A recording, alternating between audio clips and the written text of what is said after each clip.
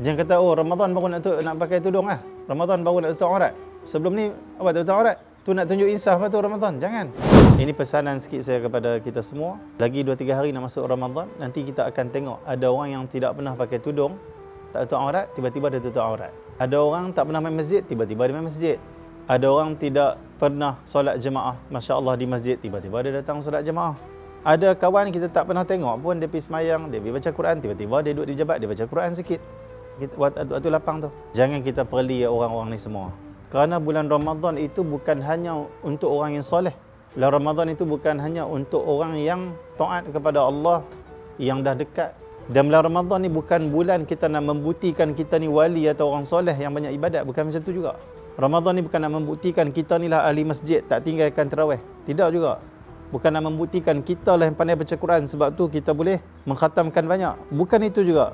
Tapi bulan Ramadan adalah bulan kasih sayang Allah untuk semua hamba dia. Tak kira soleh, tak kira wali, tak kira ahli maksiat, tak kira siapa saja. Siapa yang hati dia itu nak kembali pada Allah, nak dekatkan diri pada Allah, Allah rahmati dan Allah terima semuanya. Kita pula yang tak terima orang.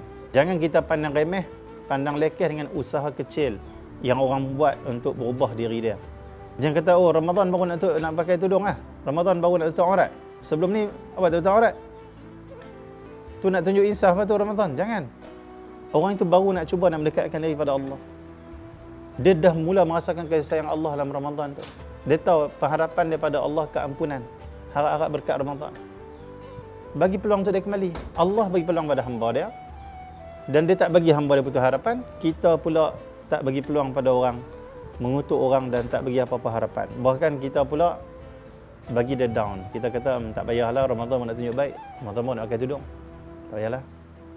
Oh, Ramadan pun nak main masjid. Oh, pakat main masjid malam tamu Ramadan. Penuh masjid. Apa ni, main mana ni?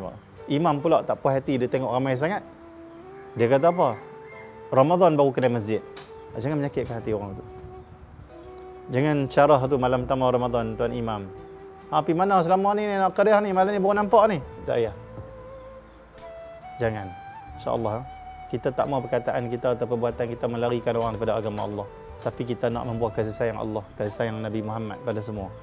Supaya orang yang maksiat tu dia rasa ada harapan. Adapun orang yang sombong dengan ketaatan, kita nak dengan perkataan dan perbuatan kita memberi peringatan pula pada mereka. Jadi boleh jadi usaha mereka yang sedikit baru nak berubah di dalam Ramadan, baru nak tutup aurat, baru nak baca Quran, baru nak pergi masjid. Boleh dengan usaha mereka yang sedikit itu Allah rahmati, Allah pandang. Dan Allah tarik mereka dengan rahmatnya dan akhirnya mereka menjadi istiqamah, konsisten dengan perkara kebaikan sampai akhir hayat, husnul khatimah. Yang pernah meremehkan sekecil apa pun kebaikan orang buat. Hargailah. Itulah sifat Allah yang Maha Penyayang, Maha Pengasih pada hamba dia. Okay, ya? Sebab tu Nabi bersabda, la tahqiranna minal ma'rufi syai'a. Jangan kamu memandang remeh perkara kebaikan sekecil apapun. Sebab apa? Boleh jadi perkara kebaikan kecil yang dia usaha dia buat tu, itu sebab rahmat dan kasih sayang Allah pada dia. Seperti kisah pelacur yang masuk syurga kerana memberi minum anjing. Hargailah kebaikan siapa saja. Sangka baiklah pada siapa saja. Bagilah harapan pada orang nak berubah. Hati dia jangan kita menghukum, kata dia pura-pura dan sebagainya. Kerana Allah mengetahui. Kalaupun dia pura-pura berubah kerana Ramadan, harap-harap rahmat Allah kepada dia dan dia akhirnya menjadi orang sungguh-sungguh berubah.